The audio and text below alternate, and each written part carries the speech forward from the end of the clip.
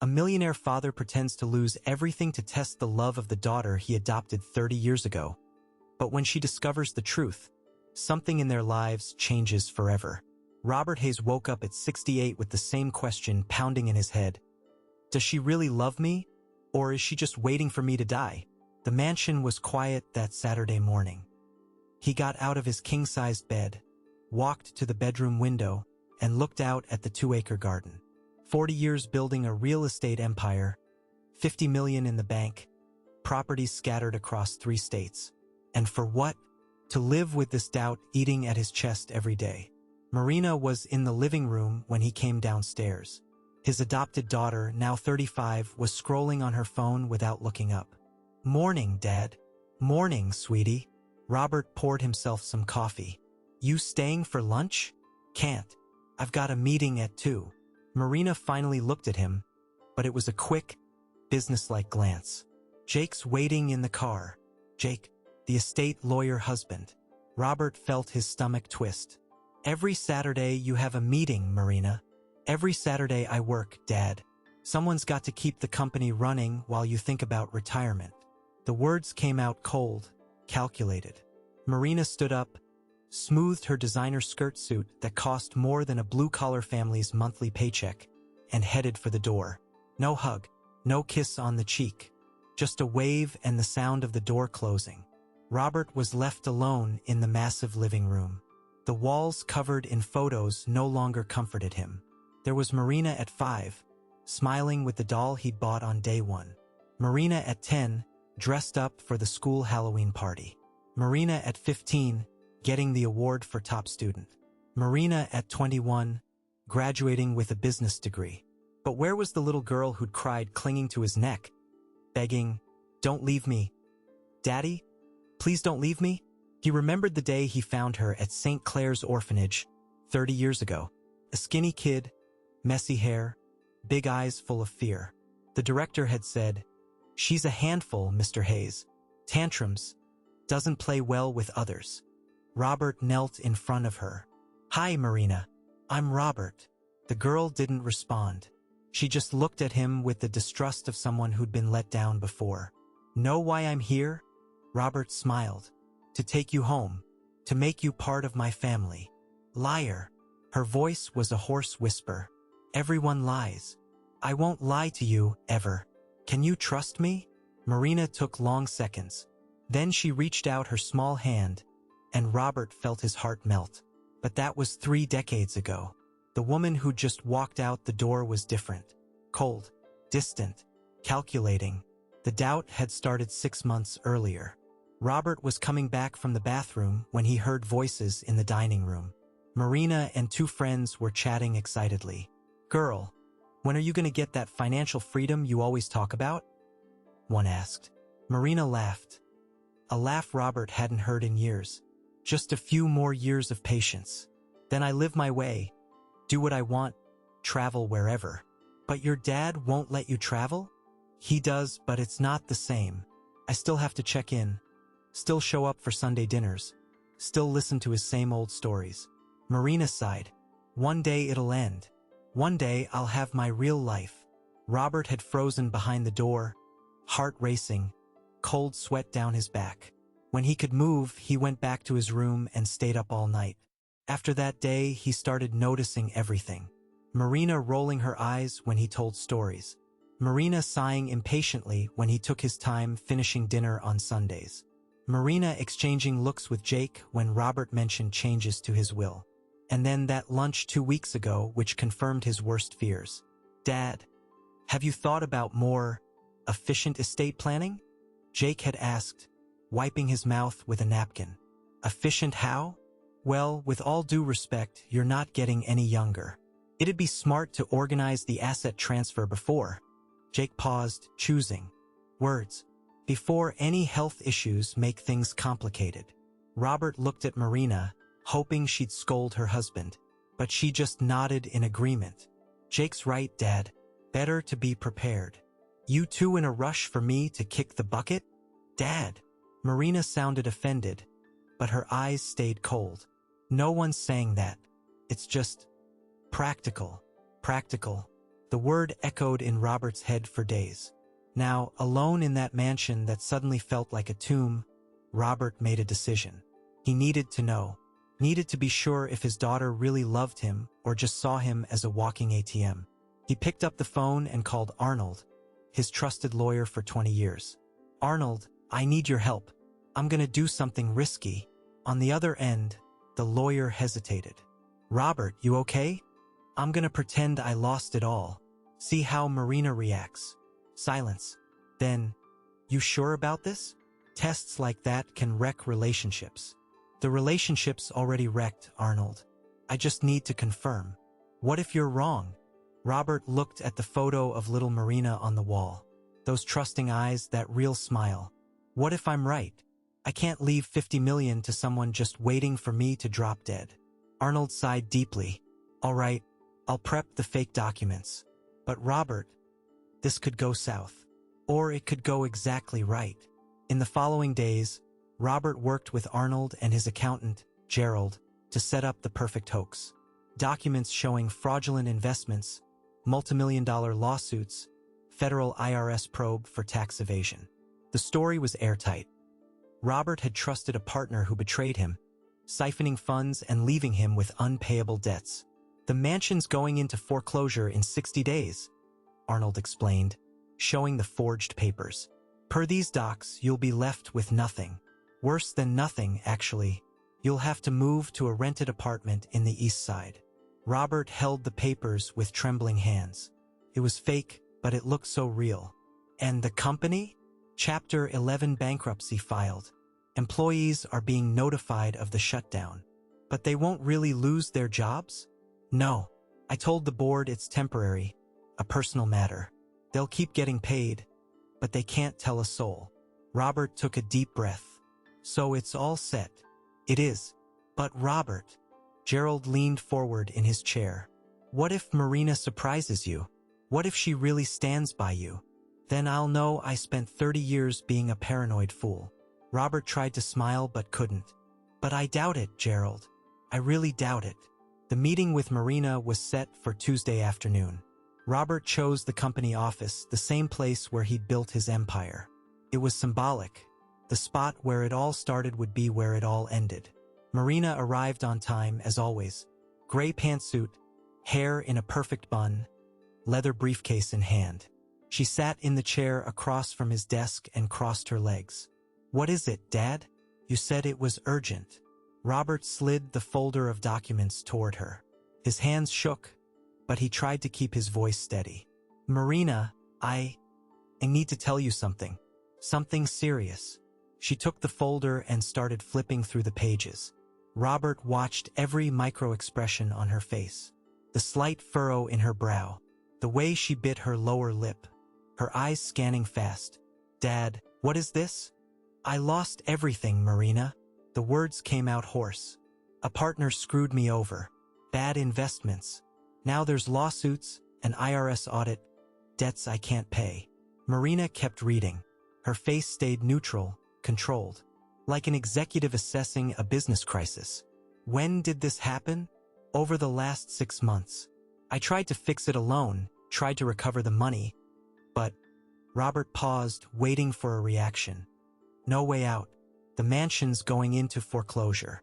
I'll have to move to a simple apartment. Marina, I'll be broke." She closed the folder, looked up at him, and Robert searched desperately for any sign of compassion, sadness, real concern. But Marina just went pale, her face a blank mask. "This for real, Dad?" "It's real." Silence. An eternity of silence. Marina stood, grabbed the folder, tucked it into her own briefcase. "I need to process this." "Marina, I gotta go." She was already heading for the door. "We'll talk later." "Sweetie, wait." But she didn't. She left the office without looking back, without asking if he was okay, without offering a hug, without saying she'd stick by him. Robert sat alone in the room, the sound of his own heartbeat thundering in his ears. And then, finally, he let the tears fall. It was confirmed. His daughter didn't love him. She saw him only as the money that had now vanished. In the 3 days that followed, Marina vanished completely. No answer to calls. No replies to texts. Jake's phone went straight to voicemail. Robert spent nights awake, staring at the ceiling, the weight of loneliness crushing his chest.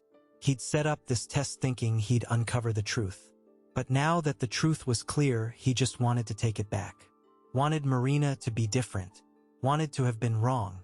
On the 4th day, she called. "Dad, lunch tomorrow?" Her voice was normal, almost cheerful. Robert felt anger. How could she sound so carefree? "Sure. There's a diner near my office. Home-style food. Cheap. I think we need to get used to places like this, right? Home-style. Cheap." The words cut like a knife. "Okay, Marina. Send the address." The next day, Robert arrived at the diner 10 minutes early. It was a simple spot, formica tables, peeling walls, handwritten menu. He'd never set foot in a place like this in his life. Marina showed up right on time, sat across from him, opened the menu. "Food here's good. And affordable." She smiled, but it didn't reach her eyes. "It'll be okay, Dad. We just need to adjust." Adjust. As if losing 50 million was just an adjustment. They ordered. While waiting, Marina looked around, eyeing the place appraisingly. "You know, Dad, I always knew this day would come." Robert froze. "What do you mean? Money doesn't last forever, right? Especially without careful management." She fiddled with her napkin, folding and unfolding it. "You were always so trusting in business. So optimistic. You saying it's my fault?" "I'm not saying that." But her tone said exactly that. "Just, it happens." The food arrived. Marina ate in.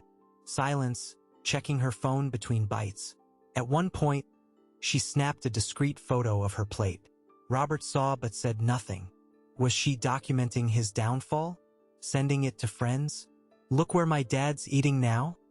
"Where's Jake?" he asked, breaking the silence. Marina chewed slowly before answering. "He's reevaluating some things." "Reevaluating what?" "His life. His priorities." She wiped her mouth with the paper napkin. "We're going through a rough patch." Robert got it perfectly. Jake was jumping ship before it sank completely. After lunch, they said goodbye on the sidewalk. Marina gave a quick, mechanical hug. "We'll talk, Dad. Call if you need anything." Anything. As if he wasn't losing everything. As if it was no big deal. Robert went back to the empty mansion and, for the first time in 40 years, cried for real. Cried for the daughter who didn't love him. Cried for the 30 years he'd devoted to raising an ungrateful person. Cried for the loneliness waiting in the years ahead. But what he didn't know was that Marina, at that exact moment, was in her car crying too. Crying because she'd recognized Gerald's signature on the documents. Crying because she knew it was a test. And crying because she'd finally get the chance to prove to her stubborn father that he'd always been wrong about her. But how far would a daughter go to prove her love was real?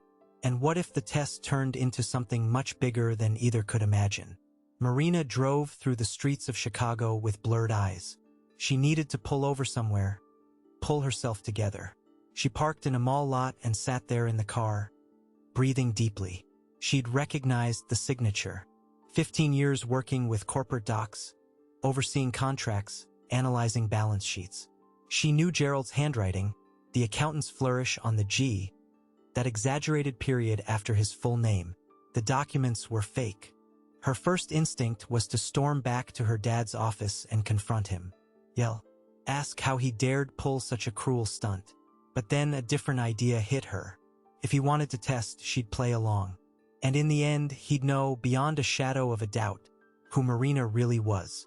She grabbed her phone and called Jake. "Honey, I need to talk. Can you meet me at home in an hour?"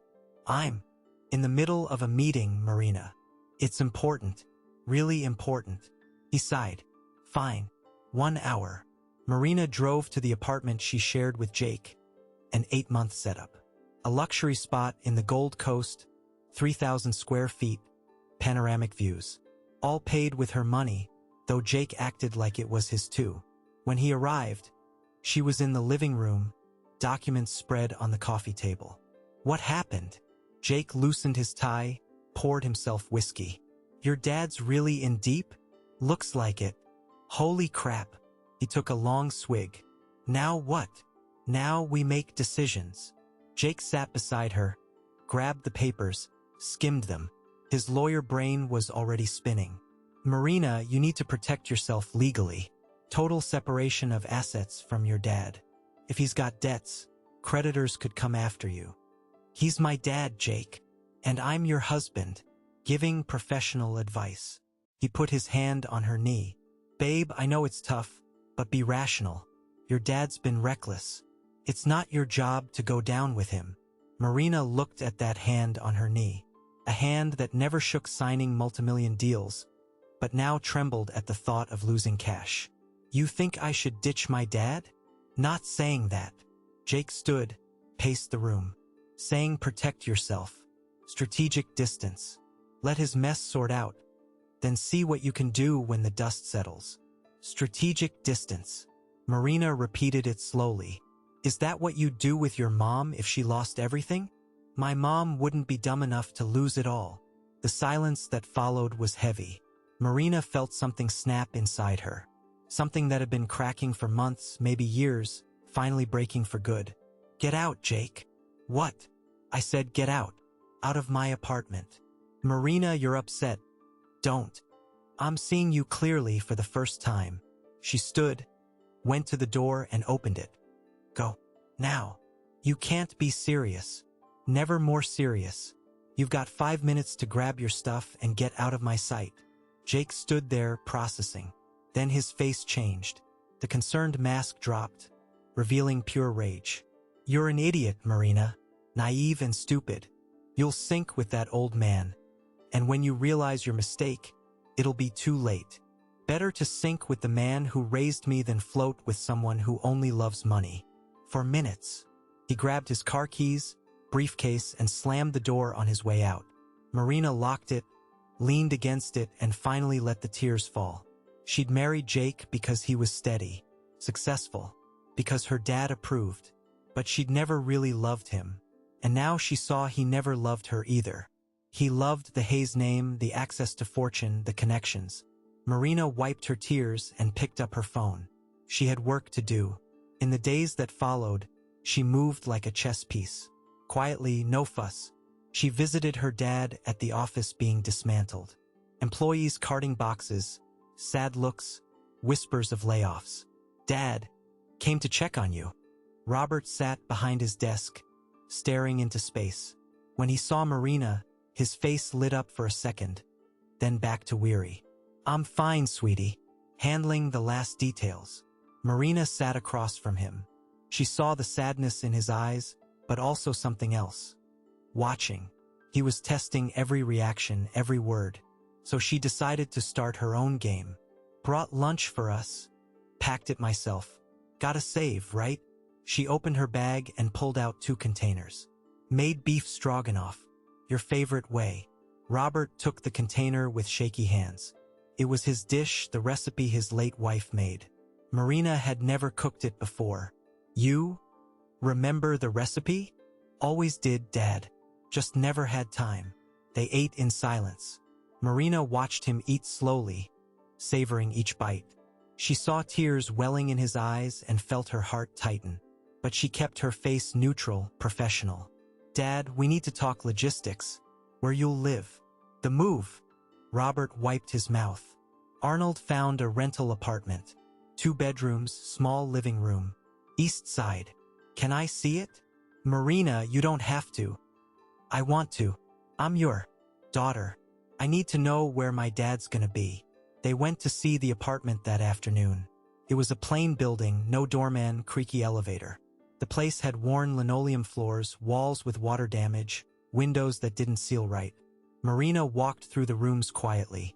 Robert watched, expecting her to explode, complain, say it was unacceptable. But she just said, we can paint the walls, make it brighter. You don't think it's awful? I think it's where you'll live, so we'll make it good. She looked out the window at the busy street. At least there's a bakery on the corner. Fresh bread every day. Robert didn't know what to say. That wasn't the reaction he'd expected. In the days after, Marina showed up at the mansion several times. Always with an excuse. Packing his clothes, picking furniture that had fit the small apartment, sorting papers. But Robert noticed odd things. Marina spent a lot of time on her phone, making secretive calls in other rooms. She jotted notes in a notebook she always hid when he entered. And that look, that calculating look, she had closing big deals at the company. She's planning something, Robert told Arnold during a late-night call. Don't know what, but she is. Maybe she's just trying to help, or figuring how to bail without looking like the bad guy. But then Marina did something that totally threw Robert. It was a Saturday morning. She showed up at the mansion with a folder under her arm, serious expression, almost cold. Dad, we need to talk. Formally. Robert sat in the living room, heart pounding. This was it. She'd say she couldn't help. Had her own life to live. He'd have to handle it alone. Marina opened the folder and spread papers on the coffee table. Spreadsheets, charts, bank statements. I did a full analysis of the situation. Your total debt is $42 million. Assets that can still be liquidated total $38 million. Short $4 million. Her voice was technical, executive, emotionless. I know, Marina. Let me finish. She pointed to a specific spreadsheet. I made a budget plan for you. Cut all non-essentials. You can live on $2,000 a month. Tight but doable. Robert stared at the numbers but wasn't processing. He was staring at his daughter. At the woman who seemed to be dissecting. His life like a business project. Marina, I get you need to protect yourself. I'm not asking. Not done yet. She flipped to another page. I liquidated some personal assets the last few days. Sold my apartment, the jewelry, the car, stocks I'd held on to. Robert froze. You, what? Sold everything. She finally met his eyes. And in that moment her mask cracked a bit. $3.5 million. It's in your account since yesterday. The silence was total. Robert felt blood pulsing in his ears. Not enough for the full debt. Marina went on, back to technical tone. But it's a start. With that and the 38 from assets, you can negotiate with creditors. Maybe come out with something. Marina, you sold your apartment? It was just bricks and mortar, Dad. I can rent another. The jewelry was your mom's. She left it to you. And my mom would have done the same if you were in trouble. Marina gathered the papers, put them back in the folder. I'm not a kid anymore, Dad. I know how to make choices. Robert tried to speak, but no words came. Tears streamed freely now. He tested his daughter, expecting rejection. But he found. What? Love? Duty? Manipulation? Marina stood to leave. But before going, she paused at the door, back to him. You saved me when I was nothing, Dad. When everyone saw me as a troubled orphanage kid. You saw me as your daughter. Her voice trembled now. You think I care about money? I care about you. She left before he could respond. Robert sat there alone, holding the papers proving Marina had sold everything. Everything. He checked the docs, they were real. The transactions had happened. The money was in his account. That night he couldn't sleep. Tossed in bed, mind racing. Had Marina really done that?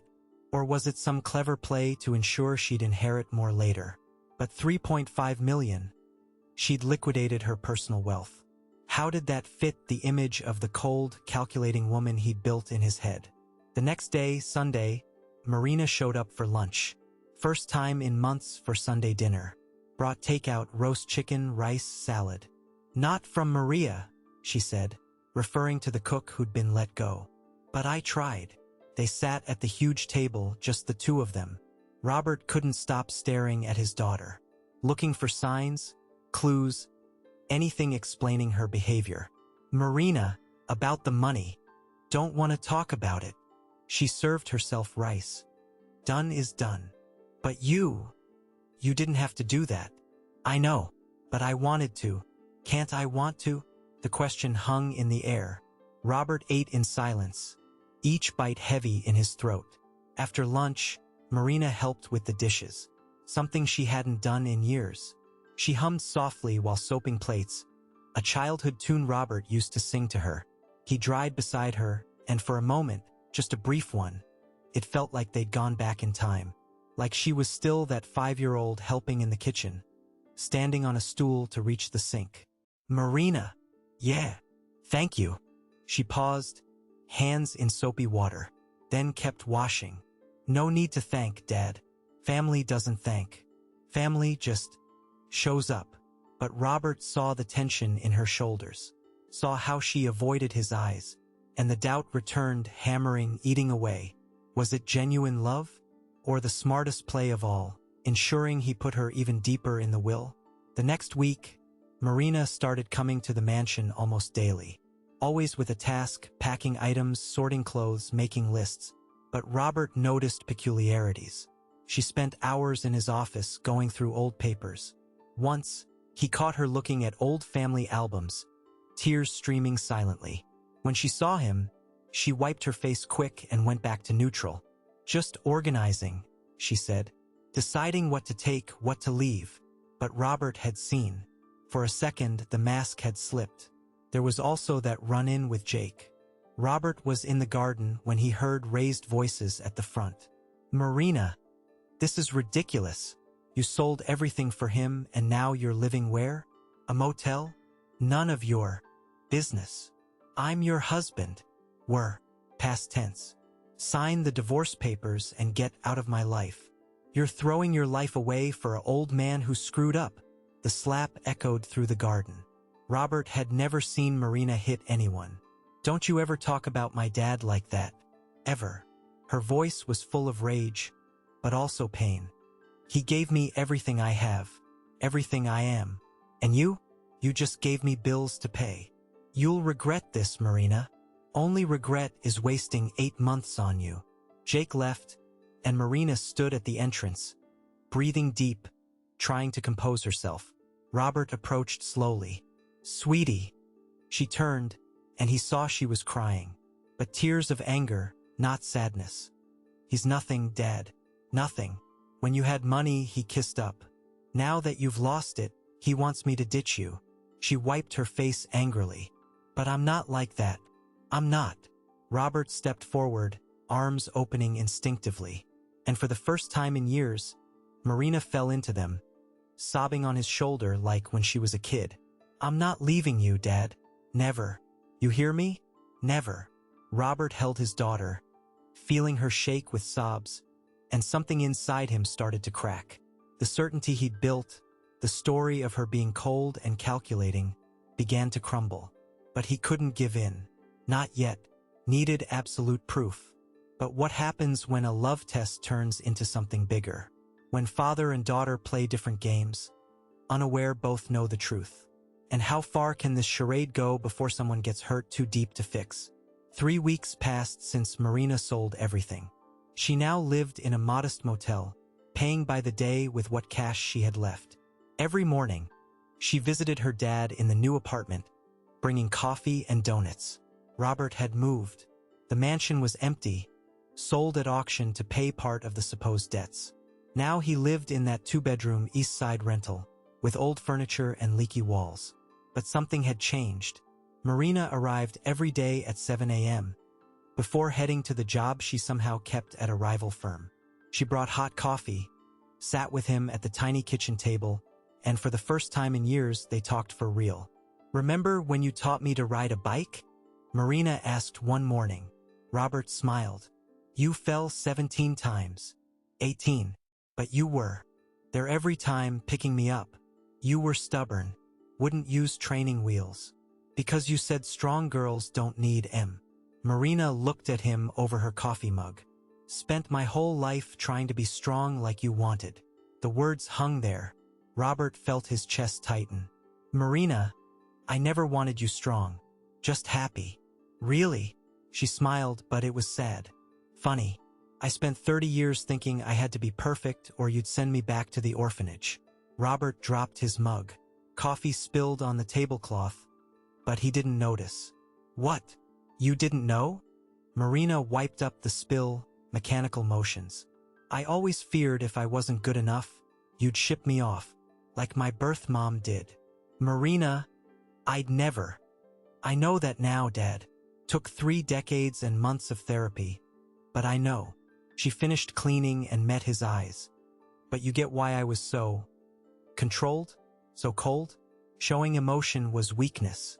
And weakness risked being abandoned again. Robert felt the world spin. All those years, he'd read her coldness as lack of love. But it was the opposite. Excess fear. I didn't know, he whispered.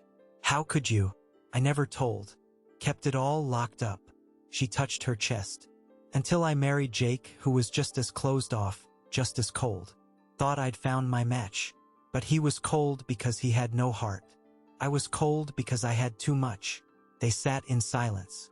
Robert reached across the table and took her hand. Simple, but loaded with 30 years of misunderstandings. Sweetie, I love you. Always have. From the first second I saw you at the orphanage. Marina squeezed his hand. I know, Dad. And I love you too. Always have. Just didn't know how to show it. It was the perfect moment to confess. Robert opened his mouth to spill about the test, the whole scam. But his phone rang. Arnold. Robert, we need to talk. Urgent. He excused himself, went to the bedroom to answer. Marina stayed in the kitchen, looking out the small window at a narrow alley. And then she did something Robert didn't see. Pulled out her phone and texted. Ready for phase 2. Reply in seconds. You sure? No turning back. Marina typed with steady fingers. Yes, he needs the full truth. Everything. Meanwhile, in the bedroom, Robert listened to Arnold with growing worry. Robert, problem. Marina hired a private investigator 2 weeks ago. He dug into the whole story. Docs, accounts, employees. She knows it's fake. Robert sank onto the bed, legs weak. She knows. And more. She hired a lawyer too. Don't know why, but she's planning something big. A lawyer. Robert, I think you should end the test now, before it spirals. But it was too late, because Marina had her own plans, and they were about to kick off. That afternoon, Marina set a meeting with Robert at a specific spot. St. Clair's orphanage. The same place he'd found her 30 years back. Robert arrived confused. The building was renovated, painted light yellow, neat garden. A far cry from the grim place of 3 decades ago. Marina waited at the entrance. Beside her, an elderly woman Robert recognized, Sister Beatrice, who'd worked there back then. Dad, someone I want you to meet. They went inside. In the visiting room sat a woman about 45, brown hair, huge eyes. Eyes Robert recognized instantly. They were Marina's. Dad, Marina said, voice shaky. This is Helena, my older sister. The world stopped. The woman stood, extended a trembling hand. Mr. Hayes, it's an honor. Robert looked from one to the other. Marina, Helena. The resemblance was undeniable. Sister, he finally managed. I found out 3 months ago, Marina explained, when I started digging more into my birth mom. Helena was left at the same orphanage 5 years before me. We're both daughters of the same woman. Helena wiped tears. Never knew I had a sister. Got adopted at 10, but my family died when I was 20. Been alone ever since. When Dad started having financial troubles, Marina went on, choosing words carefully. I started thinking about what really matters, and realized family does. So I chased my roots. Found Helena. Robert processed with difficulty. Why not tell me sooner? Wanted to be sure. And because... Marina paused. Because I wanted you to see I don't need money to do right. Brought Helena here today because she needs help. She's got 2 little kids. Works as a cleaner. Barely makes ends meet. Helena blushed with shame. Marina, I didn't come to ask for anything. I know, but I want to help. Want you and the kids to live with me. Want us to be a real family. Marina looked at her dad. If I learned anything from you, Dad, it's that family takes care of family. No matter the cost. Robert sank into a chair, legs giving out. Marina had found a sister, and even thinking she'd lost everything, she was offering help. Marina, you don't have a place. You're in a motel. So we rent a 3-bedroom apartment. Me, Helena, the kids. We'll make do. She knelt in front of him. You taught me that, remember? When you adopted me, you didn't have much. The business was small. But you said love always finds a way. Robert's tears fell unchecked. All his assumptions, the story he'd spun of Marina being money-grubbing, collapsed completely. Sweetie, Dad, one more thing you need to see. Marina opened a folder she'd brought. Found this in your office before the move. In the old safe you thought I didn't know the combo for. Letters. Dozens. Written by and Claire Hayes. Marina's birth mom. Robert went pale. You read them? Every word. Marina held the letters reverently. Read how she begged you to find the daughter she was forced to abandon. Read about the cancer killing her. Read about the promise you made. Marina, read she had to abandon 2 daughters, Helena and me, because their dad left her, because she couldn't afford food, because desperation broke her. Marina wiped her own tears, and read she died 3 months after meeting you, but in peace because you promised to care for me. Helena sobbed openly. Our mom. She looked for me? She did, but didn't find you in time. Marina pulled a specific letter. Mr. Hayes, this one's for you. Mom wrote it, but you never gave it to me. Robert took the letter with trembling hands. It was in Claire's last, written 2 weeks before she died. D. Robert, thank you for giving me peace in my final days. Knowing Marina is with someone good, someone who'll love her like I would, lets me go easy. Couldn't find Helena. Searched every orphanage, every shelter, but she got lost in the system.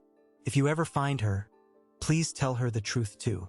Tell her her mother loved her, that the abandonment was desperation, not lack of love. Take care of my girls, Robert. And when Marina grows, when she's the strong woman I know she'll be, tell her about me. Show her these letters. Let her know she was loved from the first second. Sorry to put this burden on you, but I have no one else. And Claire. Robert folded the letter, hands shaking so bad he could barely.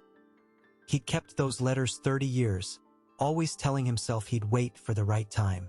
But truth was fear. Fear she'd love him less knowing about her birth mom. Why didn't you ever give me these? Marina asked, voice soft but firm. I was scared of losing you. Losing me to who? Dad? A dead woman? A memory? Marina cupped his face in her hands. You're my dad, the only one I know. Reading these doesn't change that. Just helps me understand where I came from. Why I'm the way I am. Robert hugged his daughter, sobbing on her shoulder. First time in 30 years he cried for real. Not from pain or loneliness, but release. Forgiveness. Pure, true love. Helena approached hesitantly. Can I? Marina opened her arms and pulled her sister in. The 3 held each other, crying, 3 generations of abandonment and reunion healing at once. Sister Beatrice, watching from afar, cried too. And Claire would be so happy, she whispered. When they finally pulled apart, Marina wiped her face and squared her shoulders. Robert knew that stance. It was her about to do something big posture. Dad, one last thing. Really last. What is it, sweetie? Marina grabbed another folder. Legal documents this time. I recognized Gerald's signature on the bankruptcy papers. 15 years with docs. I know his handwriting. Robert froze. She knew. She'd always known. When I figured it was a test, Marina continued. First thing was anger. Storm in here, confront you. Ask how you could doubt me after everything. Marina, But then I thought, and understood. She sat beside him. You lost my adoptive mom 5 years ago. Alone in that big mansion. Started seeing things that weren't there. Reading my reserve as no love. You were scared, Dad. Scared of being alone. Scared I'd be like Jake. Greedy and scheming. I had no right. You didn't. But I get it. Marina took his hand. so I played along. Showed you, no doubt, my love is real.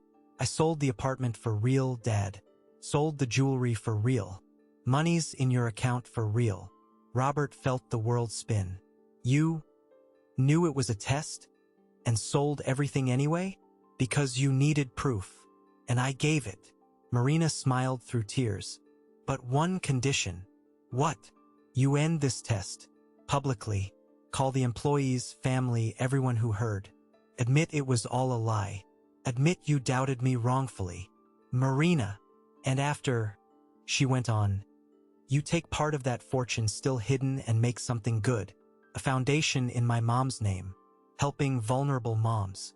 Keeping them from abandoning kids like she had to. Robert looked at his daughter. The incredible woman she'd become. Despite him, not because of him. A woman who'd chosen love over pride. Who'd proven her worth even knowing it was an unfair test.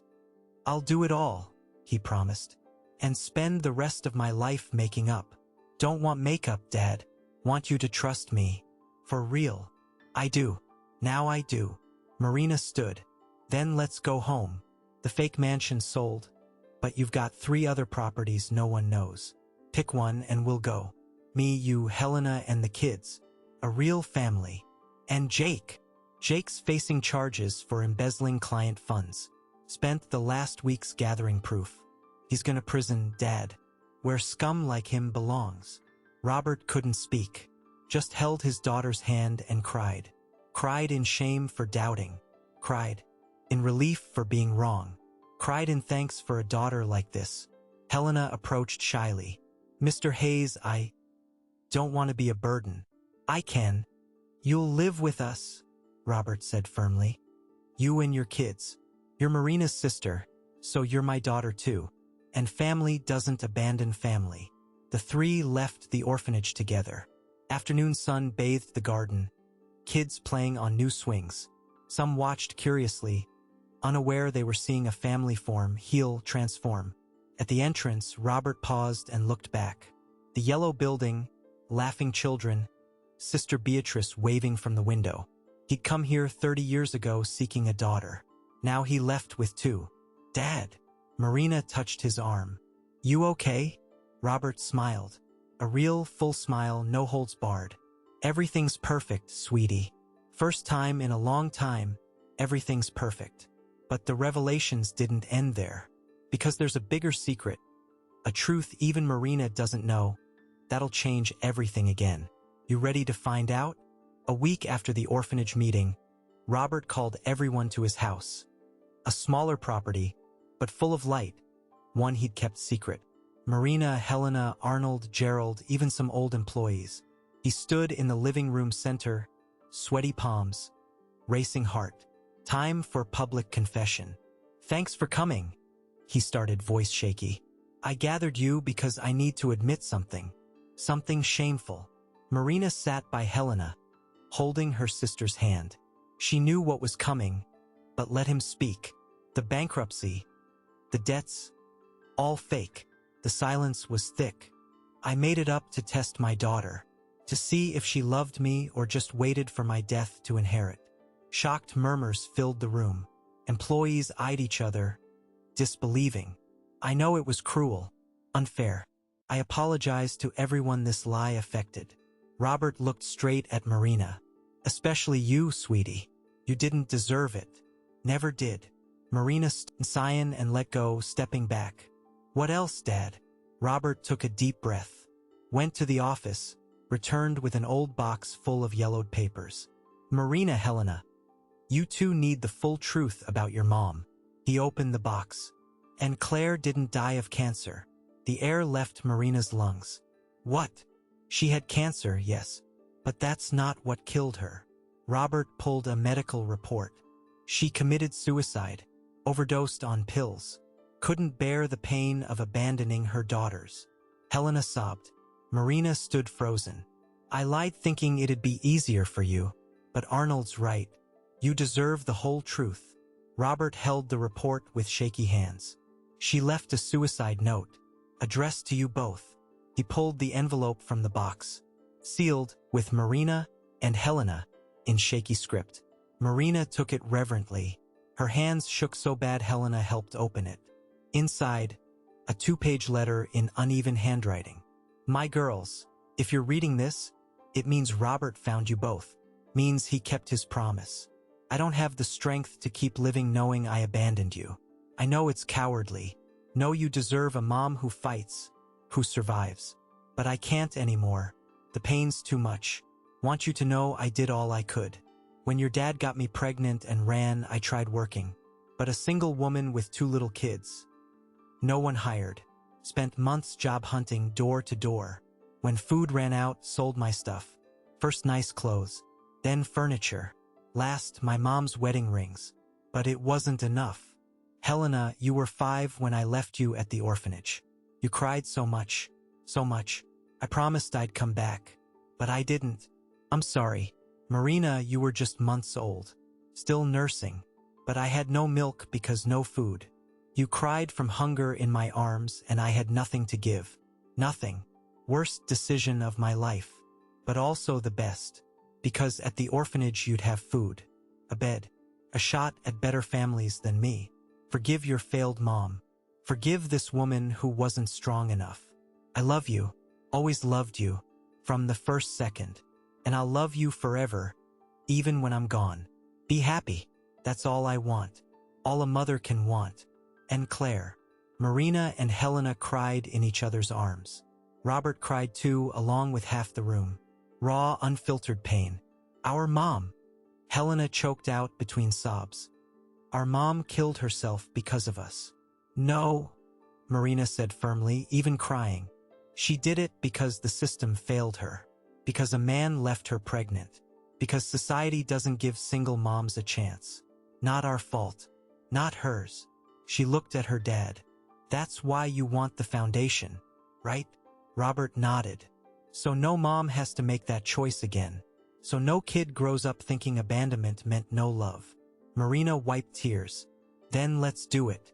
Build the biggest, best support foundation for vulnerable moms this country's seen. Marina, it'll cost millions. Don't care. Use it all. Every penny. Because our mom deserves it. And thousands of others do. Robert hugged both daughters. In that embrace, 30 years of pain started healing. Not total cure. Traumas like that never fully heal. But a start. In the days after, Robert worked nonstop on the Claire Hayes Foundation. Donated $20 million up front, promising more as needed. The foundation would provide temp housing, job training, childcare, counseling, and free legal aid for single moms in crisis. Everything Claire lacked. Marina took the presidency using her exec experience. Helena worked intake, using her story to connect with desperate moms. It was during this work Marina met Peter. He was a history teacher, weekend volunteer. Tall glasses, kind smile. He taught the kids while moms did training. "You're Marina Hayes?" he asked the first day, extending a hand. "Robert's daughter?" "That's me." "And you?" "Peter Lawson, teacher and, well, son of a single mom too. Mom raised me alone, we struggled. Heard about the foundation, wanted to help." Marina smiled. "First real one in weeks. Good to have you." They worked together. Peter saw the world differently. Didn't see moms as victims but warriors. Kids not as pity cases, but survivors. Vulnerability isn't weakness, he'd say. It's courage to ask for help. Marina, who'd hidden vulnerability 30 years, was learning that slowly. One afternoon, after a tough day, Peter found her crying in the office. "Can I help? Just, sometimes it's too much, you know?" Hearing these stories. Moms who lost everything. Kids with nothing. Peter sat beside her. "But you're changing that. Look how many families you've helped in 3 months. 122. Not enough. Never will be. Always more needing help. But that doesn't make the work less vital." He put a hand on her shoulder. "You're doing what your mom would've if she could." Marina looked at him. First time in ages she felt a real connection. Not based on money, status, convenience, but shared values. "Thanks, Peter." "Anytime, Marina." They started dating. Simple coffees, park walks, late talks. Peter was everything Jake wasn't. asked about her feelings, listened for real, laughed at the same things. Robert watched from afar and smiled. His daughter was finally letting herself be vulnerable, human, happy. But justice hadn't forgotten Jake. Marina gathered airtight evidence. Recorded calls, bank records, shady contracts, all showing Jake skimmed client funds through legal loopholes. The case moved fast. Jake fought, hired top lawyers, pulled every trick. But proof was ironclad. 6 months after Robert's test, Jake got 8 years for fraud and embezzlement. Lost his bar license. Lost everything. At sentencing, he glared at Marina with pure hate. "You ruined me." Marina met his eyes, fearless. "You ruined yourself. I just showed everyone who you really are." It was freeing. Not revenge, but closure. Jake represented what she'd been. Cold, scheming, status-obsessed. Now she was different. Lighter, more human. A year after the test, the Claire Hayes Foundation had helped 847 families. New branches opening in other cities. Marina gave talks on adoption, family bonds, second chances. Peter always by her side. It was at one talk he knelt before 200 people and proposed. "Marina Hayes, you taught me courage isn't no fear. It's fear and doing it anyway. Will you marry me?" Marina, crying, said yes.